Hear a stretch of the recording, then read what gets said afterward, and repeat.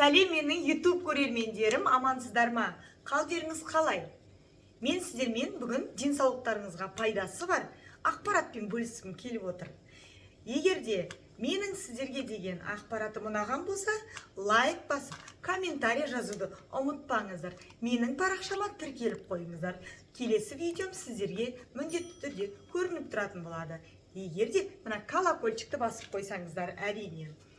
Ендеше менің көрермендерім, яғни әйел адамдар, қыз балдар, етеккілеріңіз, яғни менструация дейміз ғой, сол дұрыс келмесе, яғни шамалы келіп жүрсе, вообще мүлдем келмей қалған болса, сіздерге өте керемет бір ақпаратымды ұсынайын деп отырмын. Пайдасы өте керемет. Осындай бізге ол үшін бізге мынандай қалампыр керек болады, гвоздейка дейміз ғой, сол қалампыр керек болады.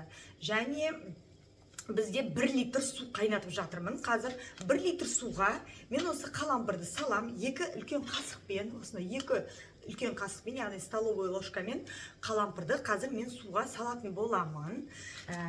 Суға салып 1 литр суды қайнатамыз.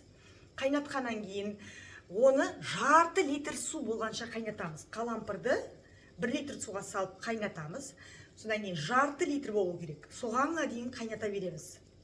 Қалампырды, яғни гвоздиканы. Қайната береміз. Содан кейін күнделікті, күнде 3 мезгіл, 1 үлкен қасықпен, осы үлкен қасықпен, күнде 3 мезгіл аш қарында ішіп тұрыңыздар. Өте керемет пайдасы болады. Яғни менструацияларыңыз келмей жүрген болса, келеді, дұрыс келмей жүрген болса, дұрыс келетін болады, уақытымен келетін болады. Және ұмытпаңыздар, ол денсаулықтарыңызға өте пайдасы күшті. Иммунитеттеріңізді көтеріп, тістеріңіз ауырған болса, басыңыз ауыратын болса, шектеріңіз ауыратын болса, көмектесетін болады.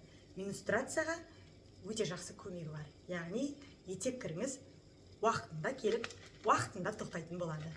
Егер де сіздерге менің жаңағы ақпаратым ұнаған болса, сіздерге менің жаңалығым ұнаған болса, егер сіздер тағы қандай пайдасын білесіздер, тағы не істеуге болады, егер сізде менструация келмей жүрген болса, міндетті түрде маған осында комментарийға жаза кетіңіздер, жақсы ма?